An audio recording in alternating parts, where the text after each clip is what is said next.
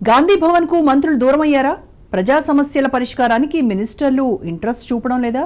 తమ గోడును ఎవరికి చెప్పుకోవాలో అర్థం కాక హస్తం కార్యకర్తలు ఆవేదన పడుతున్నారా? వారంలో 2 మంత్రులు గాంధీ భవన్కు వస్తారన్నారు. మరి ఇప్పుడు ఎందుకు రావటం లేదు? అమాత్యుల షెడ్యూల్లో మార్పులు ఎందుకు వచ్చాయి? లైట్ తీసుకున్నారా, లేదంటే మరేదైనా వేరే కారణం ఉందా? మళ్లీ గాంధీ భవన్లో మంత్రుల ముఖాముఖి ఉంటుందా, ఉండదా? పార్టీ వర్గాల్లో ఎలాంటి చర్చ జరుగుతోంది? Let's watch this Raj news story.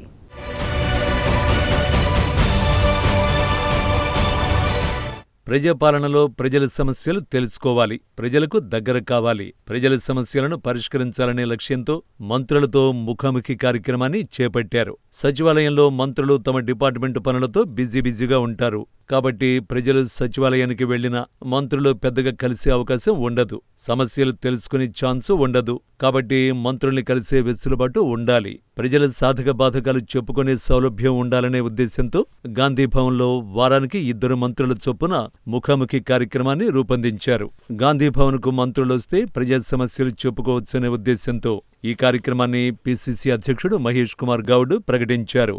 వారంలో 2 మంత్రులు పక్కాగా గాంధీ భవన్కు వస్తారు. ప్రజల సమస్యలు తెలుసుకుంటారు, ప్రజలిచ్చే అర్జీలను తీసుకుంటారు, సమస్యలను పరిష్కరిస్తారు అనే ఉద్దేశంతో గాంధీ భవన్కి మంత్రుల ప్రోగ్రామ్స్ను ఏర్పాటు చేశారు.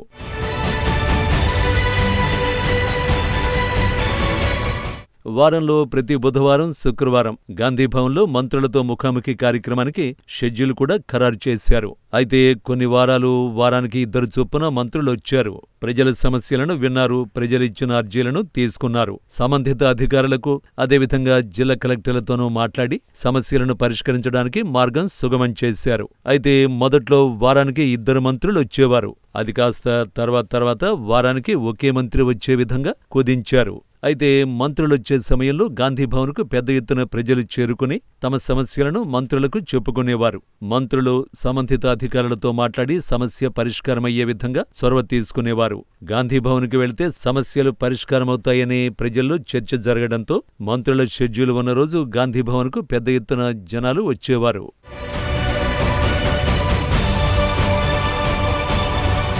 అయితే కొన్ని వారాల నుండి మంత్రులు గాంధీభవన్కు రావడం లేదు.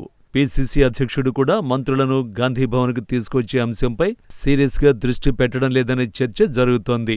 స్వయంగా తెలంగాణ కాంగ్రెస్ అధ్యక్షుడు మహేష్ కుమార్ గౌడ్ ప్రజల సమస్యలు పరిష్కారమవుతాయనే ఉద్దేశంతో కార్యక్రమం నిర్వహిస్తే కొద్ది కాలం నుండి మంత్రులు గాంధీభవన్కు రావడం లేదు. దీంతో ప్రజలు కూడా గాంధీభవన్కు రావడం లేదు. ఇక సమస్యలు చెప్పుకుందామని సచివాలయానికి వెళ్తే తమ శాఖల పనుల మీద మంత్రులు బిజీగా ఉంటున్నారనే టాక్ వస్తోంది.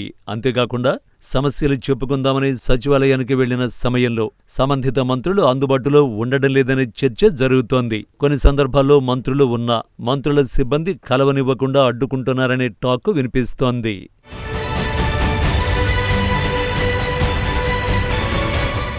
ఓవైపు గాంధీభవన్కు మంత్రులు రాకపోవడం, మరోవైపు సచివాలయానికి వెళితే మంత్రులు కలవకపోవడంతో సమస్యలు ఎవరికి చెప్పుకోవాలో అని ఓవైపు కార్యకర్తలు, మరోవైపు సామాన్య ప్రజలు ఇబ్బందులు పడుతున్నారట.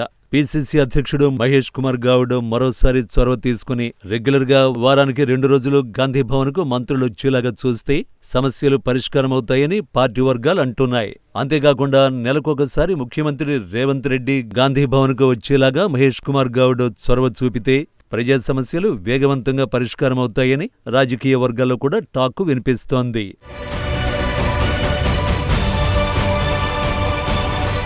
కాంగ్రెస్ ప్రభుత్వం ఏ పని తలపెట్టినా ఆరంభ శూరత్వమే అవుతుందనే చర్చ పొలిటికల్ సర్కిళ్లలో జరుగుతోంది. మరి గాంధీభవన్కు మళ్లీ మంత్రుల్ని రప్పించి ఆ విమర్శలకు సమాధానం చెప్పేలాగా పిసిసి అధ్యక్షుడు చొరవ చూపాలని పార్టీ శ్రేణులు కోరుతున్నాయి. మరి కొన్ని వారాల పాటు గాంధీభవన్కు గ్యాప్ ఇచ్చిన మంత్రులు మళ్లీ రీఎంట్రీ ఇస్తారా, ప్రజల సమస్యలకు పరిష్కార మార్గం చూపుతారా అనేది వేచి చూడాలి.